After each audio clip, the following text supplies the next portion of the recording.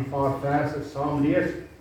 Kolossense hoofstuk 4, ons gaan daarvan vers 2 tot by vers 6 net vir die doel van ons boodskap ook vanmôre saam lees. Terwyl ons die woord van die Here oopmaak en 'n verwagting het dat die Here ook nou besonder met elkeen sal kom spreek deur die Heilige Gees, kom ons sit net so, kom ons buig ons hoofde.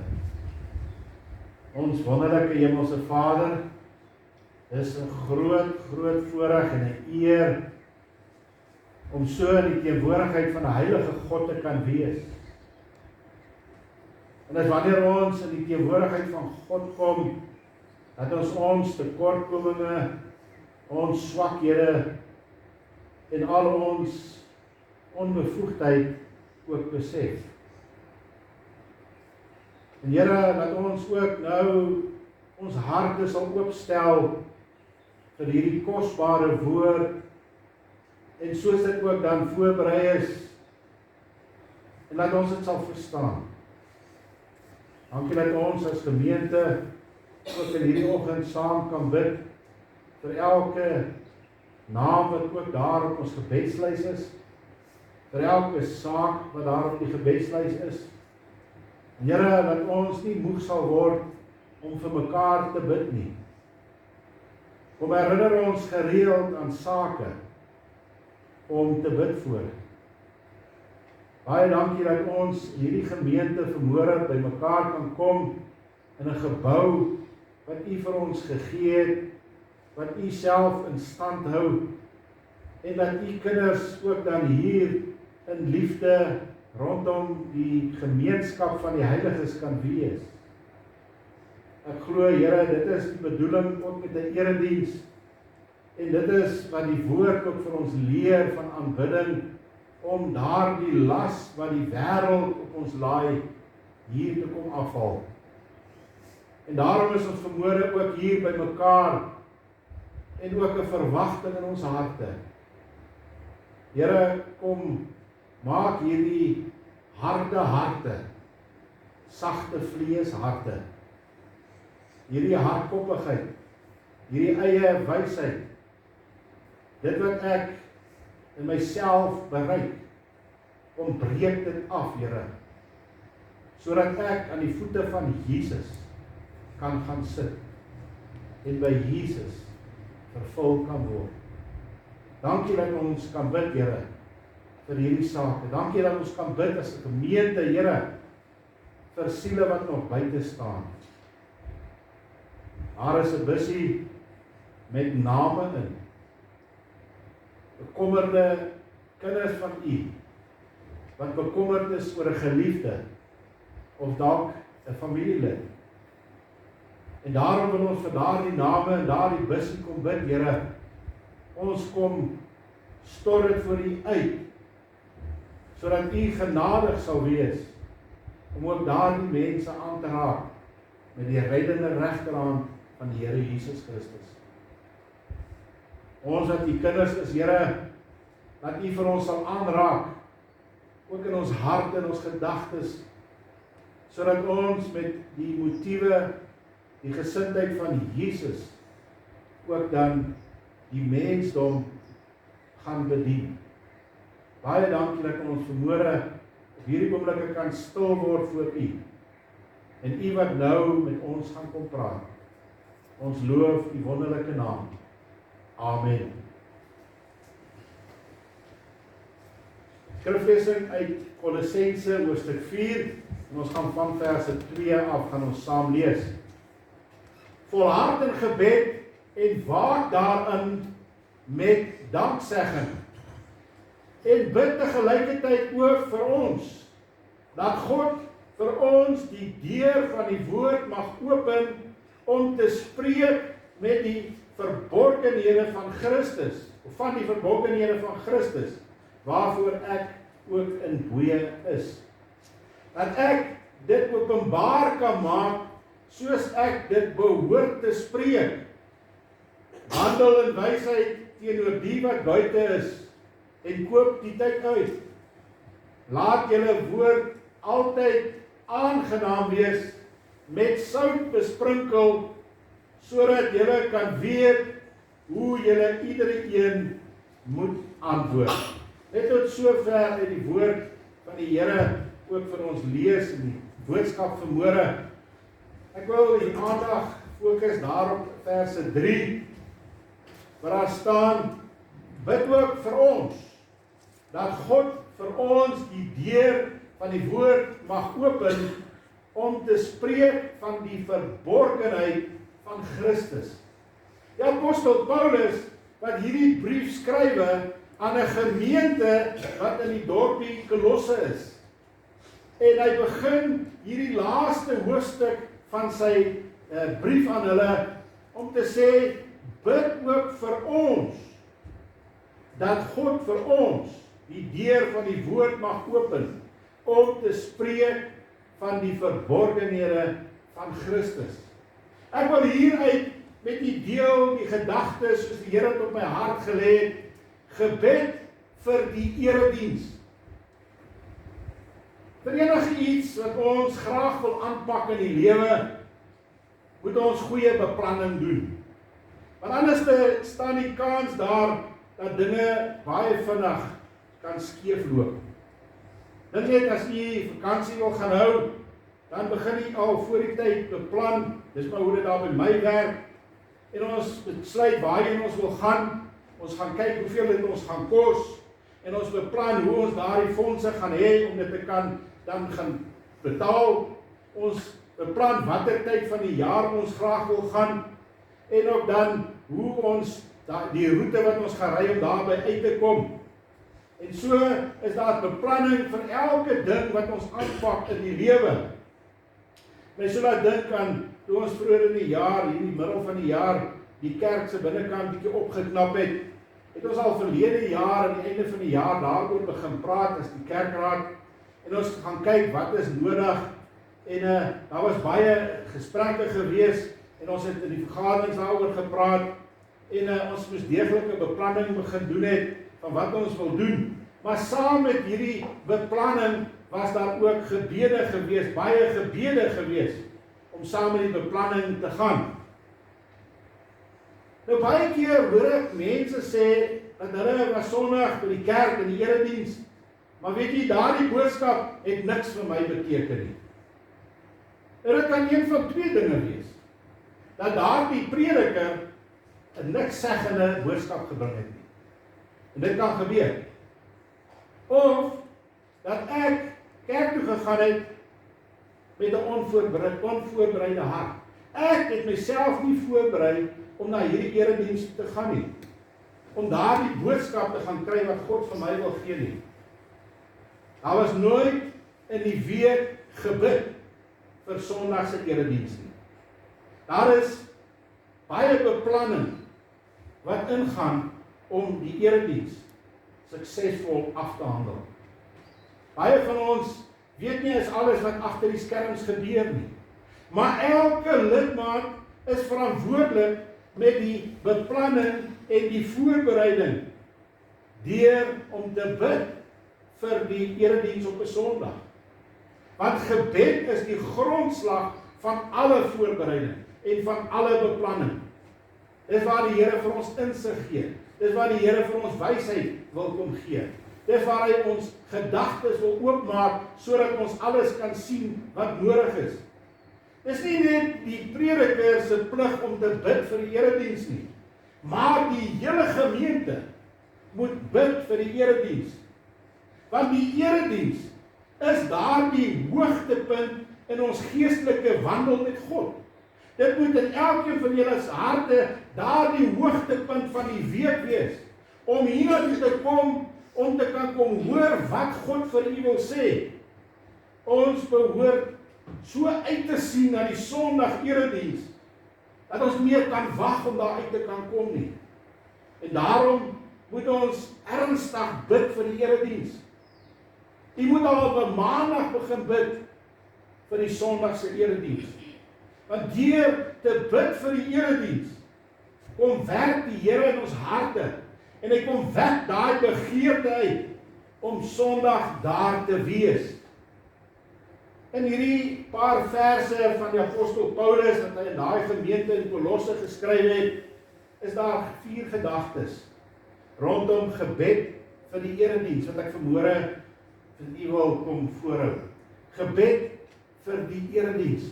En die eerste gedagte wat Paulus vir ons wil kom wys, bid met volharding. Bid met volharding. En dit is wat die vers sê vir ons aan vers 2, volhard in gebed. Nou as ons gaan kyk na die oorspronklike woord van hierdie volhard, wat dit ook moet beteken, dan dra dit die betekenis van om sterk te wees in 'n saak. Jy staan sterk in 'n saak waarvoor jy nou bid. In hierdie geval, die konteks van ons boodskap vanmôre vir die erediens, moet ons sterk staan vir die erediens wat vir ons wag. Om 'n saak deur te voer. Nie halfpad moedeloos te word nie, want dan kan ons sommer maklik ook wegbly. Om standvastig te wees. So, hierdie volharding gebed beteken om sterk te staan in daardie saak terwyl ek met die Here besig is om te worstel. Om die saak deur te voer. Om standvastig te wees. Nie soos die golwe van die see wat nou hoog is en laag is later en nou is daar niks nie. Nee, Here wil hê ons as sy kinders moet standvastig wees. En ook besonder om te bid vir die erediens wat kom. Hierdie was een van daardie eienskappe wat ook in die eerste gemeente daar in Handelinge was. Ons sien daar in Handelinge 1 verse 14, hulle almal het eendragtig volhard in gebed en smeking. En dan saam met 'n aantal vroue en Maria, die moeder van Jesus, en met sy broers. En ons weet daar was omtrent 120 daar die eerste gemeente. En hulle het volhard in gebed vasgestaan. Hulle het die saak deurgevoer. Hulle het in daai saak net vasgehou. Hulle het nie geweet wat gaan die Here vir hulle doen nie. Maar op Pinksterdag toe stuur God sy Gees. En hulle word vervul met die Gees van God, wat hulle nie eers verwag het nie. Hulle het volhard in gebed. Hierdie week, dink ek vir u baie, vir my was dit 'n anderste week gewees. Daar was so baie ander dinge wat my aandag ook geverg het. En ek hou daarvan om op 'n maandag al reeds die gedagtes bymekaar te kry van wat ek moet Sondag preek. En dit het al gebeur dat ek 'n preek begin skryf en op 'n Vrydag dan moet ek 'n ander preek skryf. Maar ek het die Here vertrou ook in hierdie week. In daardie baie ander dinge wat ek ook moes gedoen het. En die kragonderbrekings wat ons hier in die dorp gehad het. En al die uitdagings wat daar ook kom en werk wat agteruit geraak het. Het ek die Here vertrou. Het ek aan die Here vasgehou om ook dan vir ons 'n boodskap te gee. En ek het al Woensdag so bietjie, nie sê bekommerd geraak nie, maar ons raak so bietjie benoud. Want ek hou daarvan om vroeg my beplanning reg te kry. En Woensdagmiddag lees ek hierdie paar verse daar in my studeerkamer. En terwyl ek klaar is en ek besig met ander goed, bly hierdie woorde in my gedagtes. Die Here bly dit in my gedagtes terugbring. En ek dink Woensdagmiddag was daar seker 'n paar mense wat ernstig gebid het vir die boodskap van vandag. Want daar terwyl ek dan dit so deur my gedagtes gaan, begin die Here sekere dinge vir my kom uitwys. En ek het weer gaan sit en ek het daai gedeeltes gelees, nadat ek baie ander gedeeltes gelees het. En hierdie maar net vir my begin uitstaan, en meer uitgestaan. En van daar af is dit eintlik maar net afdraande pad. Toe die Here vir my kom wys het, wat wil hy hê ons moet preek. Ek het nog nie die inhoud gehad nie, maar die raamwerk was al klaar daar gewees. Jy sien hoe belangrik dit is om te volhard in gebed.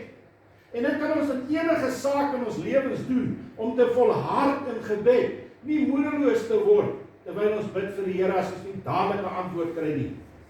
Jy moet ook saam met my bid, dat die Here ook met my sal praat, sodat hy die woord sal voorberei vir u. Deur volhardende gebed, word daar ook 'n verwagting in ons harte geskep.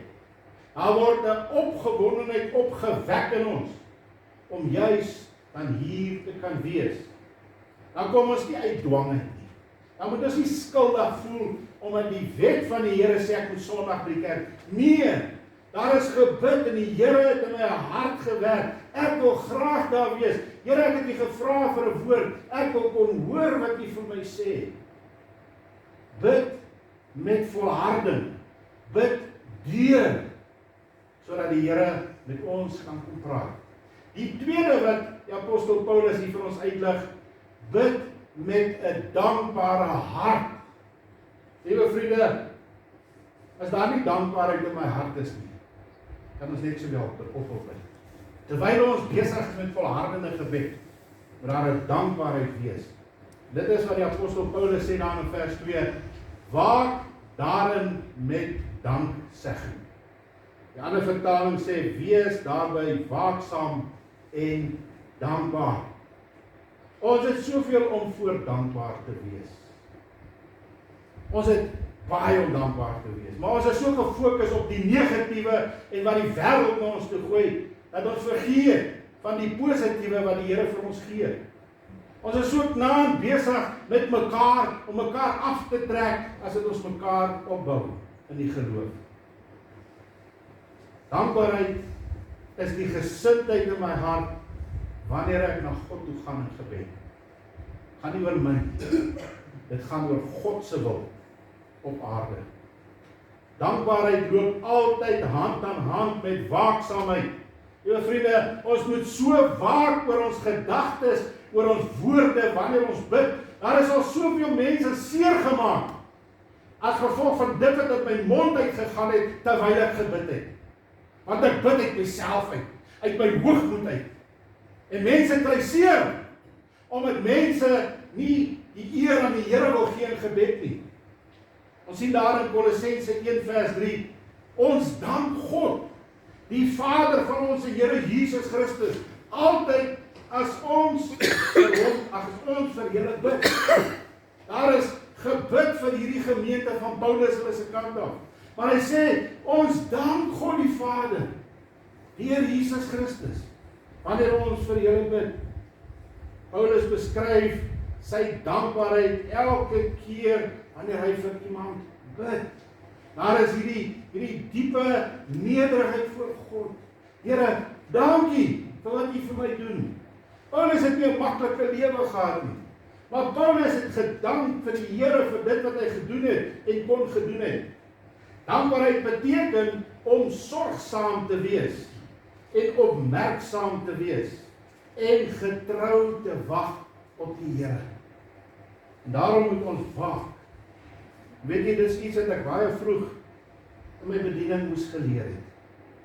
Om geduldig en getrou te wag op die Here. Die Here stuur daardie toetse. En hy stuur dit deur mense wat jy nie verwag nie. Liewe vriende, ons het die geleentheid om 'n hele week te bid dat die Here die Sondag erediens vir ons geseën sal maak. Sodat ons hiernatoe kan kom met 'n verwagting in ons harte. Wanneer ons begin bid vir die erediens van 'n Sondag, weet ons nog nie wat die Here vir ons gaan sê nie. U wat gebid het in hierdie week het nie geweet wat die Here vir u gaan kom sê nie. Maar ons weet dat hy beloof dat wanneer ons iets in sy naam vra, hy dit aan ons sal gee volgens sy wil. Nie my begeertes, maar God se begeertes. Baie mense maak die fout en ek hoor as ons bid, hoe mense uit hulle eie begeertes bid na die Here toe. Here, U moet dit nou so doen. Hulle gebruik baie keer ander woorde. Maar dit is, ons wil die Here nou manipuleer. Nee Here, nie my wil nie, maar U wil. Die Here gee nie altyd wat ons graag wil hê nie, maar hy gee wat ons nodig het.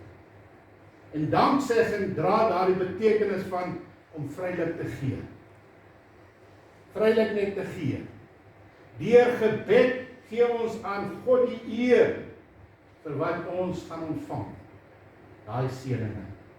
So die Here wil ons oproep sodat ons sal bid vir die erediens en sal volhard in gebed met 'n dankbare hart.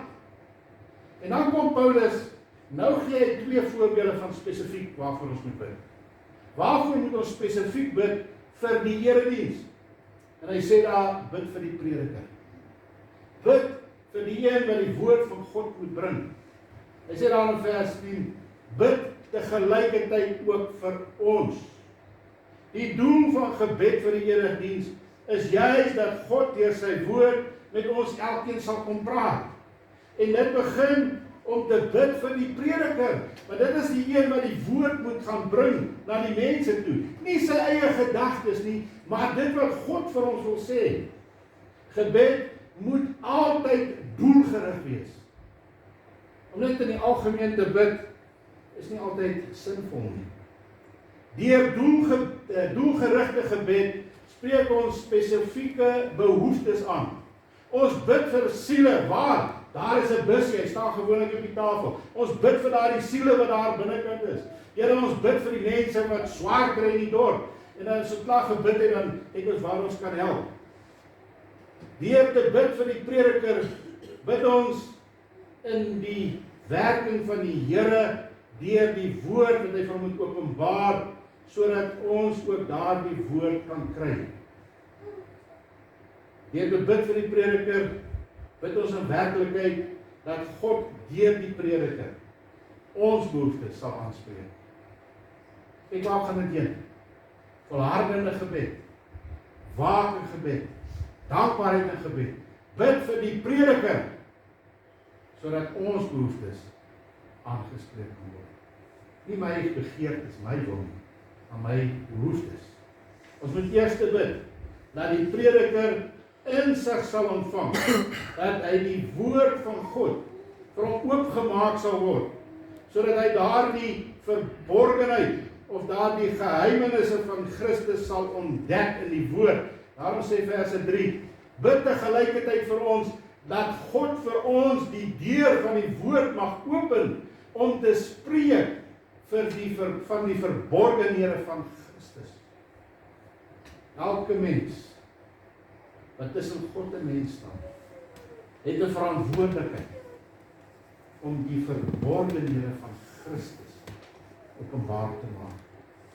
En dan tweedens, dat die geheimenisse van die woord reg verkondig word. Dit wat God geopenbaar het. Paulus sê daar in vers 4, dat ek dit openbaar kan maak, soos ek dit behoort te spreek. Nie uit my voorvarendheid, my talente, en ek wat so goed is, nee, dat ek dit wat God aan my as prediker geopenbaar het, kan preek, sodat die mense dit kan hoor en verstaan. Dus vriende, as ek hier met hoogdraande teologiese taal na u toe kom elke Sondag, dan gaan dit seker maar lyk of ek baie grand is. Die Here wil ons met sy woord verstaan. Sy woord is prakties. En daarom moet ons bid, Here, lei die prediker vir die woord wat ek moet hoor, sodat hy dit ook reg oor kan dra vir my lewe, ook daar buite.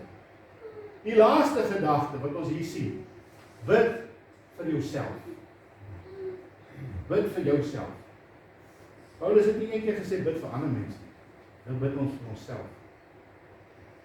Sê daar in verse 6, wandel in wysheid teenoor die wat buite is, koop die tyd uit. Hoe gaan ons kan wandel in wysheid teenoor die mense buitekant, as ons nie die tyd uitgekoop het om hier te wees, vir dit wat ons gebid het, vir die Here nie.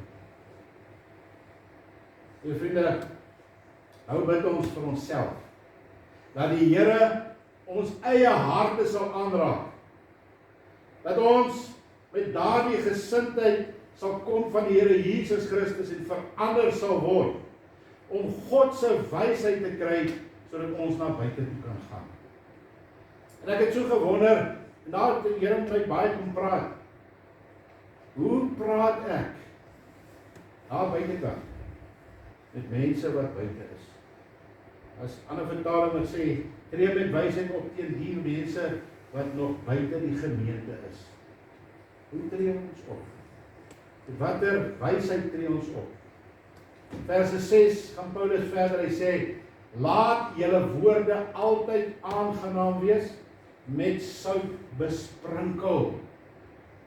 Ons woorde moet aangenaam wees eers vir God, maar ook vir mense. Dit beteken om vriendelik te wees, opbouend te wees, bemoedigend te wees en genesend te wees. As ons kyk na die eienskappe van sout, en die woord van die Here sê dat ons woorde met sout besprinkel is. Eerste eienskap van sout is, hy gee smaak. Het jy al 'n pot mieliepap gemaak en die sout ingesit nie? Dis nie lekker nie. Sout is 'n geneesmiddel. Baie van u maak 'n bietjie sout, gooi dit in die water en dan spoel jou mond as daar seertjies is. Nee. Hy seertjies weg. Smeer sout in wonde en kyk hoe dit genees. Sout bewaar voedsel van verrotting. Hang biltong op sonder dat jy sout op sit en kyk wat gebeur. Dit is vrot nodig. En daarom sit ons die sout op, sodat ons daai lekker smaak kan kry terwyl dit lekker is om te eet. En so behoort ook ons woorde te wees. Wanneer ons bid met volharding, ons waak en ons kom na die Here toe, bid vir die prediker, op die einde vir myself, Here, kom verander my in die boodskap. En dit kan slegs gebeur wanneer ons deur God se Gees in die erediens deur die woord aangeraak is. En dit verg dat ons vir die erediens sal bid. Jy sien die belangrikheid van die gemeente om te bid vir die erediens. Dis nie sommer net 'n geleentheid waar ons aan die einde van die week, op Sondag, die eerste dag van die week, hier by mekaar kom en jy uitstap en dan voel ons nee, ons is daarom nou in die kerk gewees, nou kan ons maar net weer 'n bietjie voortgaan. Nee, daar is 'n wonderlike geestelike ervaring wat God vir ons wil gee. Daarom is daar hierdie sekere dinge wat ons doen rondom die erediens. Ons bid, ons praat met mekaar, ons sing geestelike liedere, ons luister na die woord en die prediking, sodat ons kan uitgaan en deur God aangeraak sal wees. Belangrik om te bid vir die erediens. Dit is die eerste stap om werklik deur God aangeraak en aangespreek te word. Dis wanneer ons werklik waar die dieptes van die skrif ook kan kry. En daarom moet ons nie net een keer bid in 'n week. Die Here sê volhard in gebed. Liewe vriende, wanneer ons volhard in gebed, is dit juis om deur te bid. Terwyl ons volhard in gebed, dat ons sal waak, dat ons nie ons eie welleste voorbid nie, maar 'n dankbare hart teenoor die Here, omdat hy iets vir ons gaan kom doen.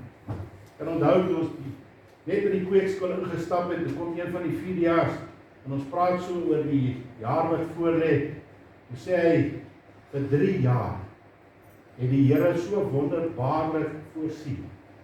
Hy weet nie wat die Here hierdie jaar vir hom gaan doen, maar hy sien uit daarna. Hy het so 'n verlange om te kan sien wat die Here vir hulle gaan doen in daardie laaste jaar. Terwyl ons waak met dankbaarheid, bid ons dan ook spesifiek vir die prediker, sodat hy die woord reg sal ontvang, moeite sal doen om te studeer wat sê hierdie verse, dat daar tyd sal wees in sy week om stil te word. Maar dat ons op die ou einde die woord sal verstaan.